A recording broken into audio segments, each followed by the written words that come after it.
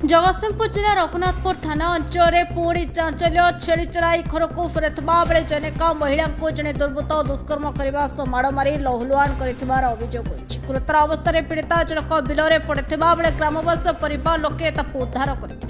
ए बाबद पीड़िता स्वामी रघुनाथपुर थाना को जाई एतला देवापर पुलिस मेडिकल पठाई चिकित्सा करने सह घर को पठाई देथिला।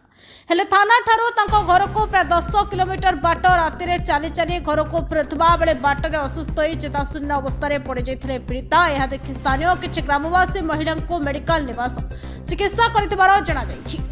रात्रे जड़े पीड़िता को पुलिस किपरि असुरक्षित भाव में घर को पठाइदेला ताकू नहीं साधारण तीव्र असंतोष प्रकाश पाई। अभियोग पाइबा परे पुलिस तदंत आरंभ करथिबा बेले अभियुक्तों को गिरफ्त करिबारे सक्षम होई पारि नाही। जगतसिंहपुर संग्राम किशोर पटनायक का रिपोर्ट, आवाज ओडिशा।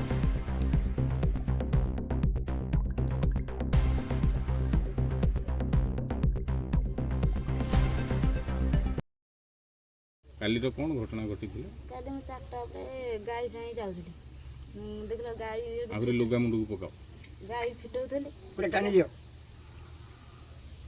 गाई फिटौथली देखला बेलू से को से बणे थला बाहरी की गला मो आखि पड़ी गला पळै आसल दौड़ी के मते टेकी टे ने के बण मंदर फोपाड़ देला फोपाड़ दे के मते कामड़ा करी के आ छाती तापरे तापरे तुम कोठी गला मु से साइड आसी बसले आसी से पड़ी छी से पळै गला गाई नहीं किए उद्धार कले से गोटे जा हेबे आसी मते झरा धरी करके मते लेके हेडो आइले तापर हॉस्पिटल हां से पिला ताना चगला कोठी कर पिला से एइटा से बोला मोर ताटा से संपर्क नै ना हमर किछि हम कथा त नै।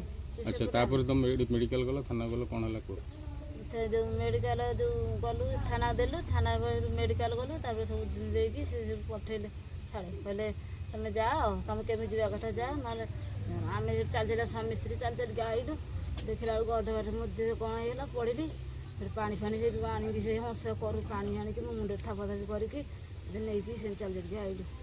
थाना घर कत 10 किलोमीटर बाट थाना लागे सुन लेने ना ना हम सुनले नहीं पछरे फोन कला बेलू कहते आम कहले ना आमको ता फोन तो कहले तुम जाओ केमी तुम आम चल थाना वाला के दाम जानतो आज्ञा थाना वाला के दाम ना जानतो ना जान देखले चिन्ह पारिबे हाँ